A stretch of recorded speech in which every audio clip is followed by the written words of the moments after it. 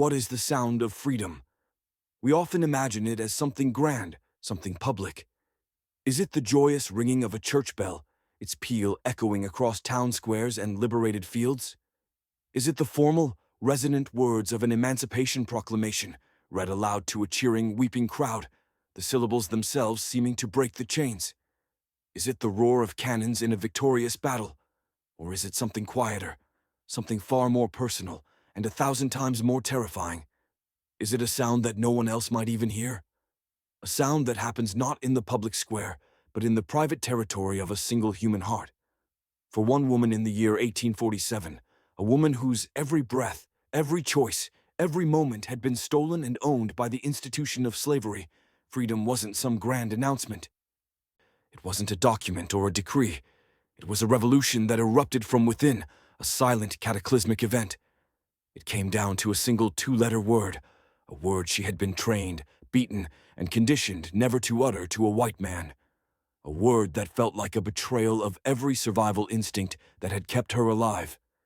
That word was no. This is the story of that one terrifying moment of defiance.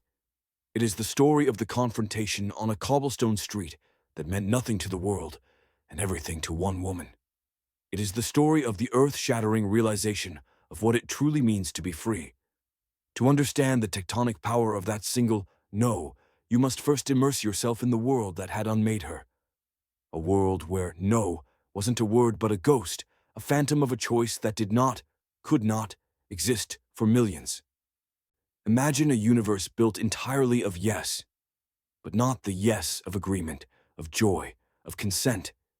This is the yes of coercion. A yes that isn't a choice, but a condition of breathing.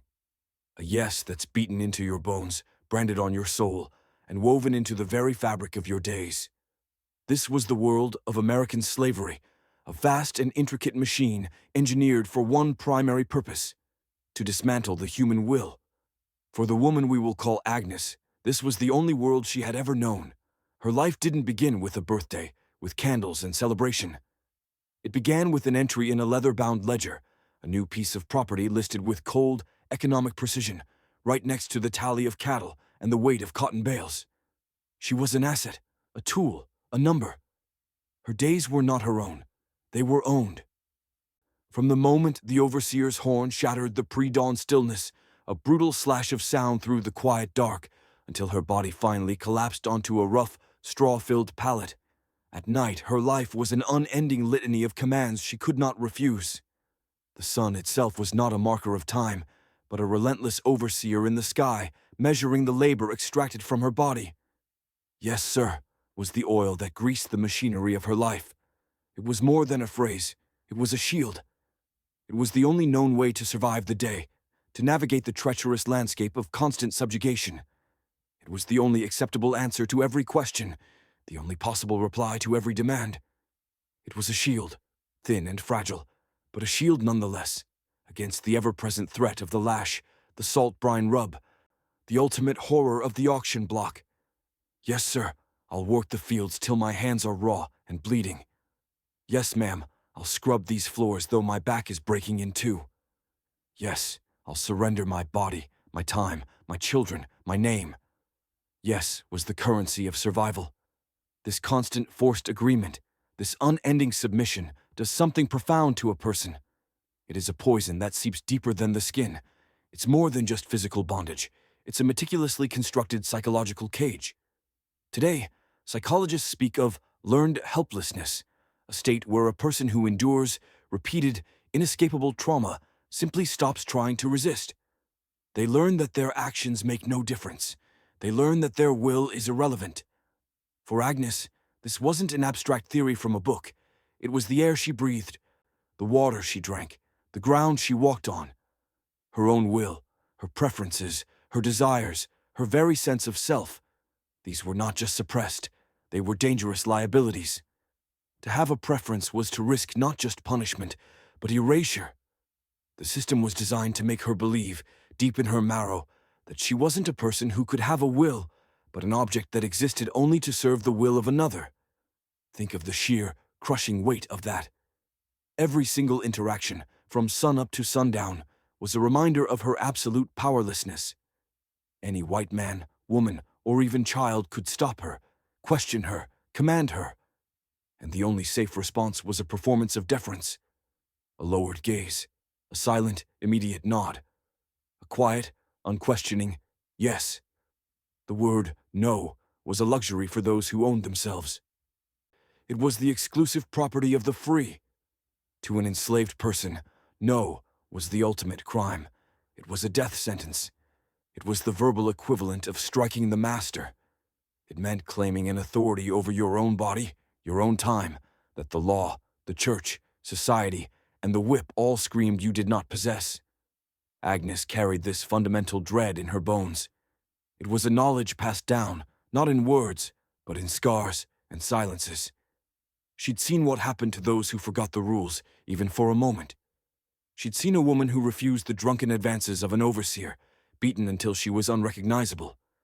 She'd heard the story of a man who argued about an impossible task and who was made an example of, sold south, away from his wife and children forever, a fate often considered worse than death. These weren't stories. They were lessons. They were brutal, visceral warnings carved into the collective memory of her people. The lesson was simple and absolute. Your life is not your own. Your body is not your own. Your will is not your own. The word no does not belong to you. It lived in a far-off, mythical land, a place called freedom that felt less real and more distant than the moon. But a whisper of that place, a dangerous, beautiful melody of a world turned upside down, had begun to snake its way through the slave quarters, carried on the night air. Hope, in a world built on despair, is a revolutionary act. For Agnes, it didn't arrive like a thunderclap or a vision. It came in whispers, in stolen moments behind the smokehouse, in the coded lyrics of a spiritual sung low in the twilight hours, where wading in the water meant the path to freedom, and the chariot swinging low was a promise of escape. It was the legend of the North, a place called Massachusetts, a city called Boston, a dream of a life where a person's soul was their own. The decision to run wasn't a single dramatic choice, but 1,000 small ones that accumulated over a lifetime. It was the sum of 1,000,000 indignities, a debt of sorrow and pain that had finally come due. Maybe it was the morning she saw a mother torn from her child at a sale, the mother's screams echoing in her mind for weeks. Maybe it was a beating too brutal to bear, leaving her to wonder if the next one would be her last. Or maybe it was just the slow, terrifying realization that staying was a form of spiritual death, a gradual extinguishing of the flame of her own humanity. Fleeing meant risking a swift, violent death, but staying meant guaranteeing a slow, quiet one. She chose to risk everything for the chance to truly live. The Underground Railroad wasn't a physical railroad with tracks and steam engines, of course. It was a secret, sprawling network of people, of safe houses and hidden paths, a lifeline woven from sheer courage, stretching from the slave states of the Deep South to the free North, and for many, all the way to Canada. It was operated by a brave coalition of black and white abolitionists, free blacks, Quakers, farmers, ministers, who risked their own lives, their fortunes, and their freedom to help others find theirs.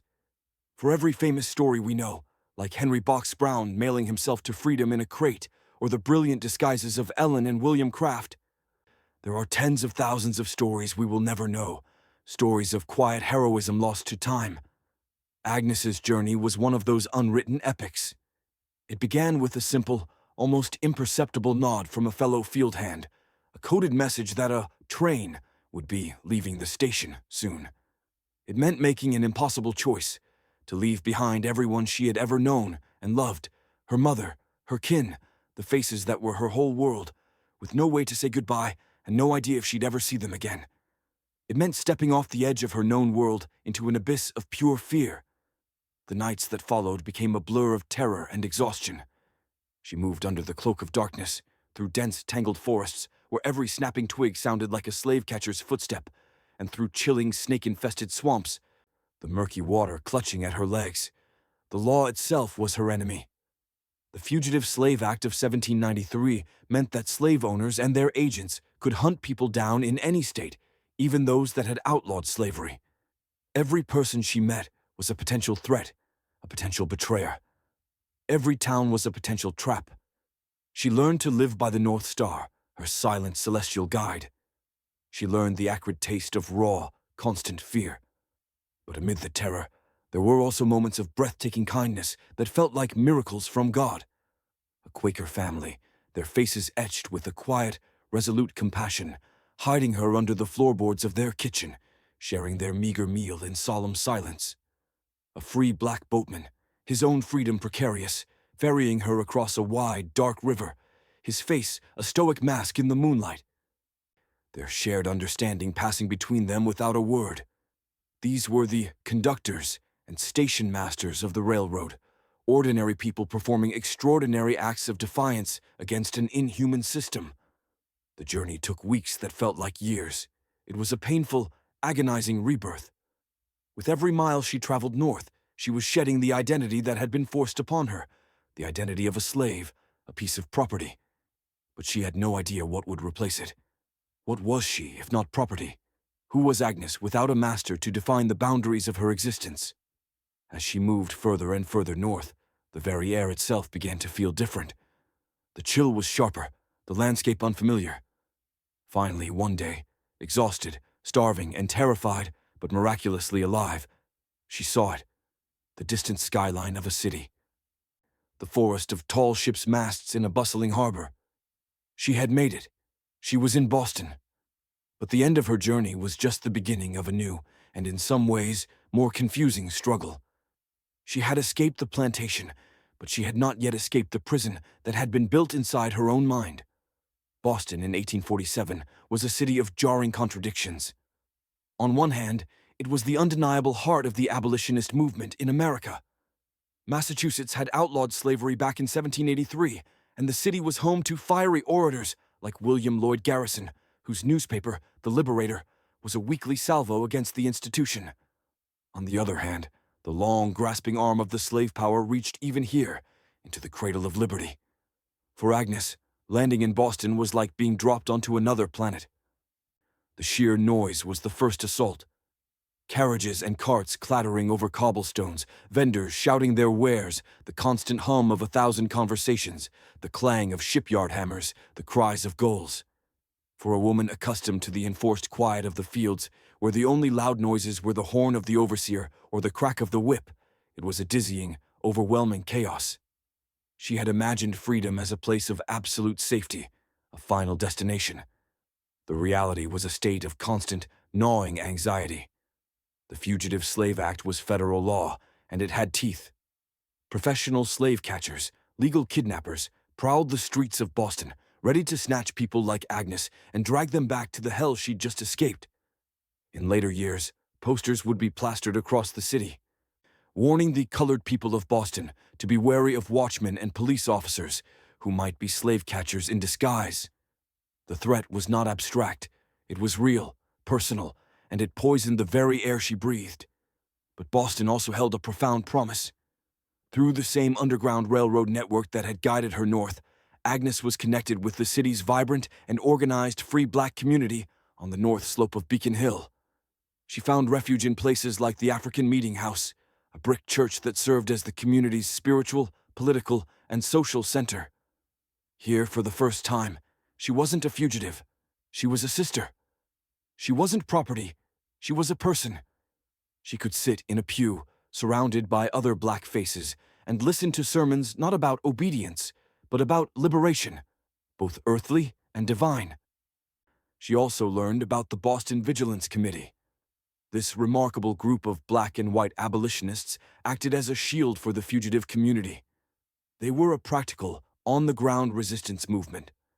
They provided food, shelter, medical care, legal counsel, and, when necessary, passage to safer havens like Canada. When known slave catchers arrived in town, the committee would spring into action. They would shadow the hunters and plaster the city with handbills describing their appearance, their lodgings, their names, making their grim business of human trafficking nearly impossible to conduct in the light of day. They were a community defense force waging a guerrilla war against a tyrannical law.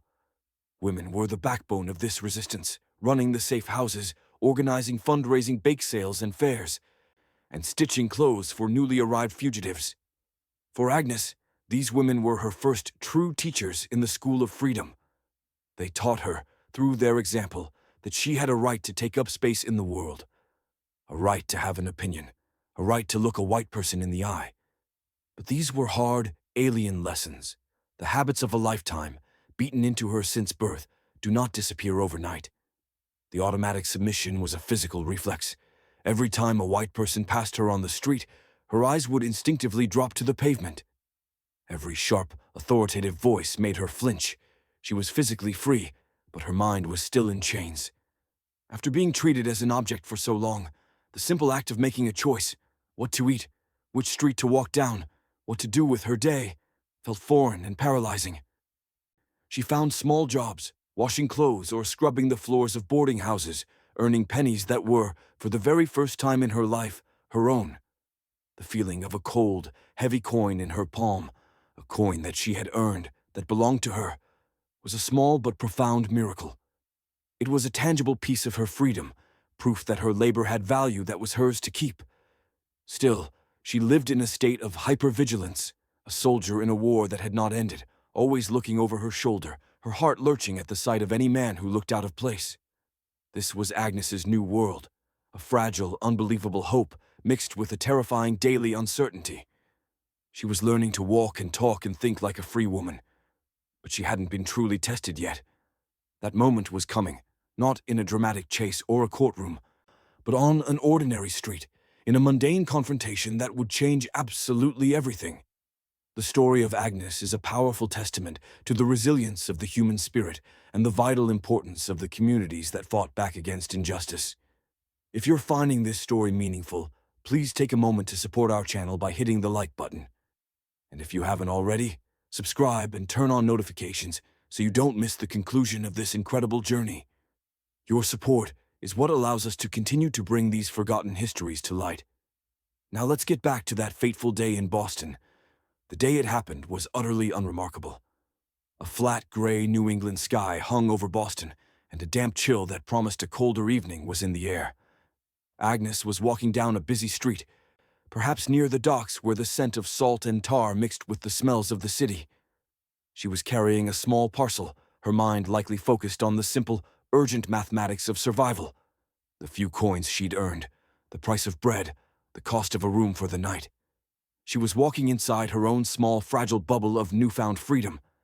It was a bubble of anxieties and small hopes, of fear and quiet determination.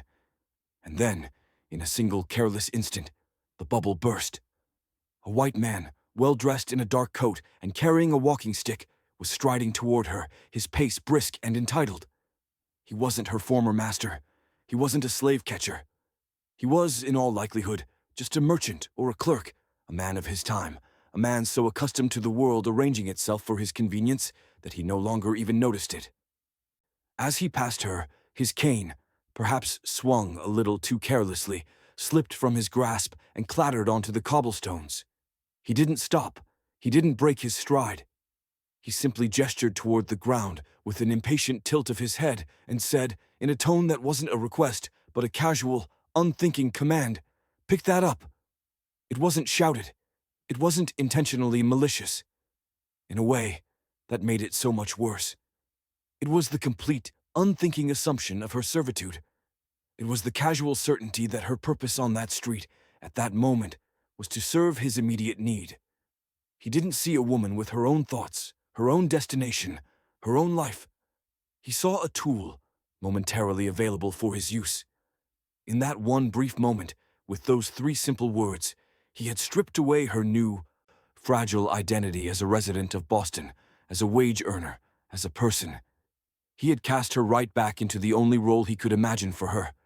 He had made her a slave again. Time seemed to slow, to warp. The cacophony of the city sounds faded to a dull, distant roar. All Agnes could hear was the frantic pounding of her own heart in her ears and the echo of that casual command. "Pick that up." Her body responded before her mind could. It was a reflex, conditioned by 1,000 beatings, a million commands. Her knees began to bend, her back began to stoop. Her hand, the same hand that had picked cotton and scrubbed floors, started to reach down. This was survival. This was the muscle memory of her entire life. This was the dance she knew. You obey, you submit, you make yourself small, you erase yourself, and you live to see another day. But as her fingers grazed the cold, damp stone of the street, something inside her snapped. It was not a thought. It was a feeling, a physical force, a tidal wave of every humiliation, every beating, every hour of stolen labor, every moment of powerlessness she had ever endured crashed through the dam of her conditioning. The shame of standing on the auction block, being inspected like an animal.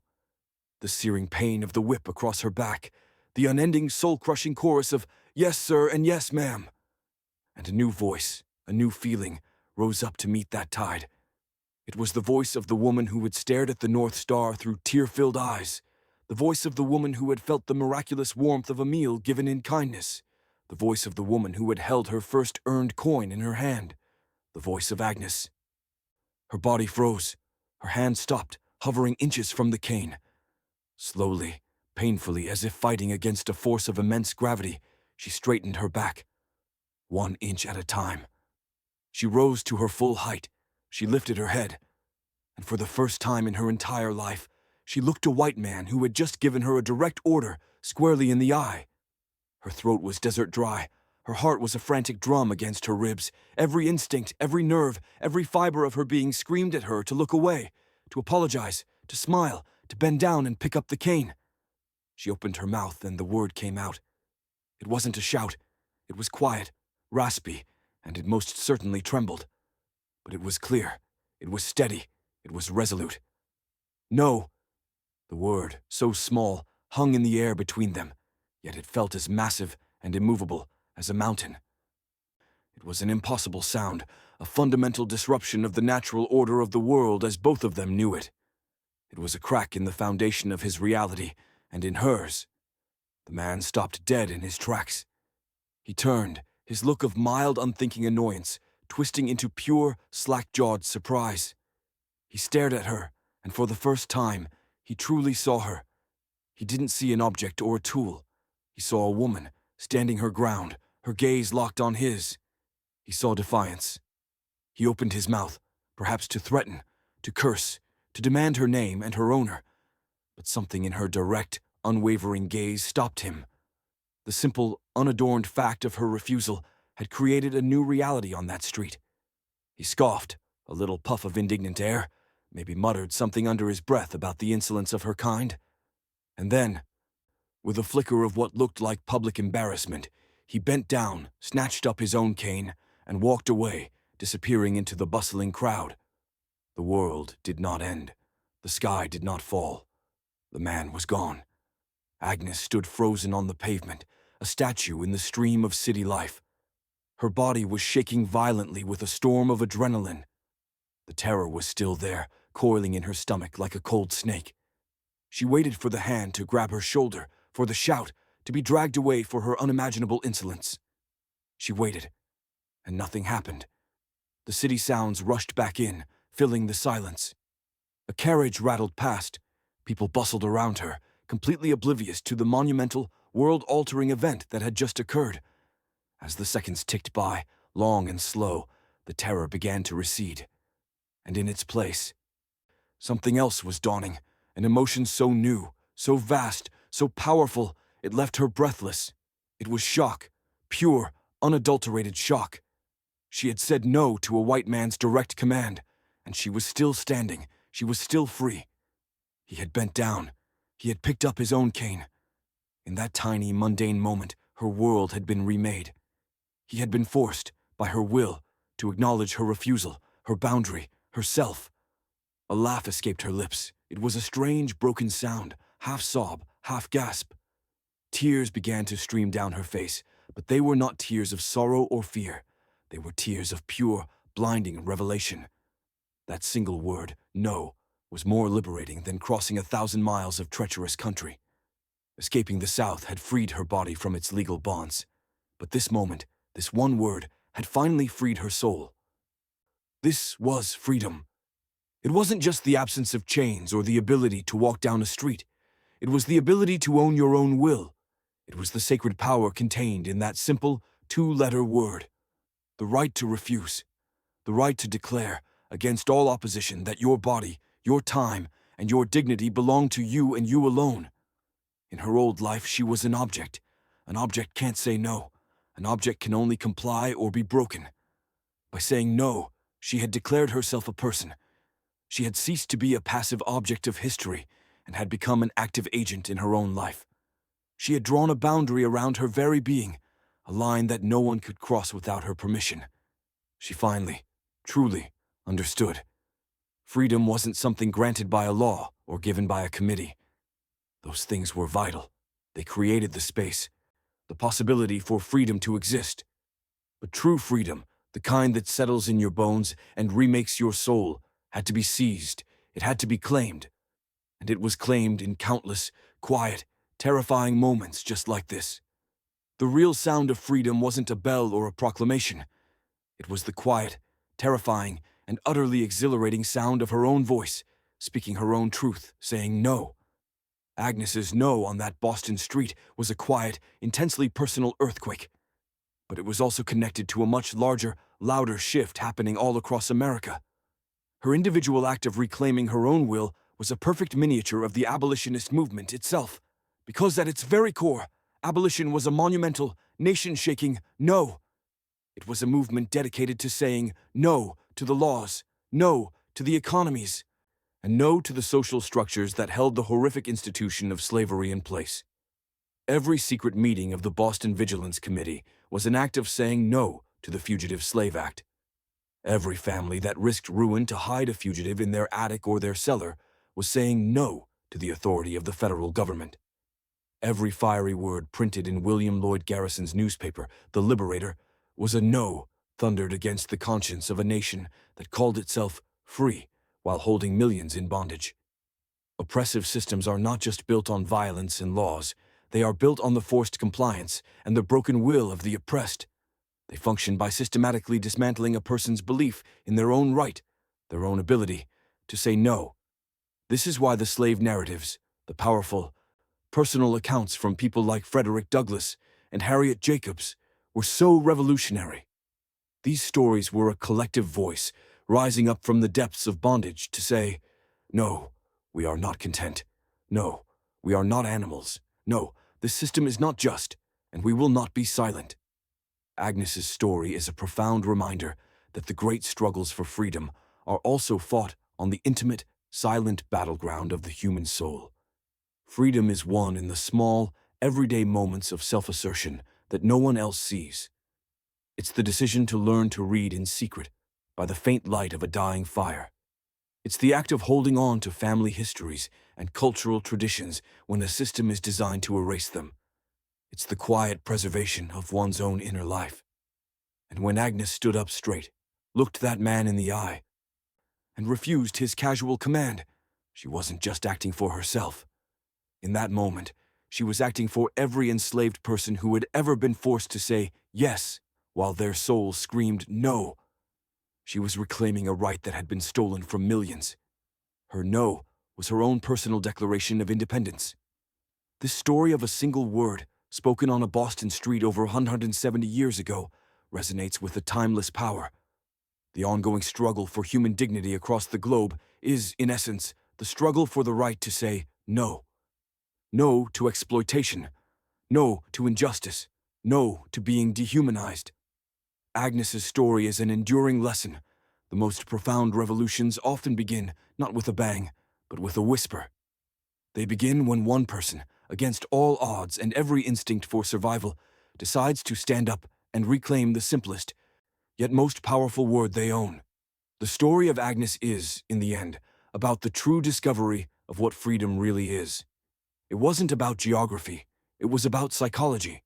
It wasn't about the iron shackles on her wrists, but about finally breaking the invisible shackles that had been locked around her will. Her perilous escape to the north was an incredible act of survival, but her simple no was an even greater act of self-creation. In that moment, she stopped being a passive object of history and became the author of her own story. Her quiet, trembling defiance is a powerful reminder that history isn't just made by generals, presidents, and lawmakers. It's also made on cobblestone streets by ordinary people who, for a single crucial moment, choose to be extraordinarily brave. What does freedom mean to you? And where in our world today do we still see the vital fight for the right to say no? Let us know your thoughts in the comments below. If this story moved you, please give this video a like and subscribe to our channel for more hidden histories that deserve to be told. Don't forget to hit the notification bell so you never miss an episode. Thank you for watching.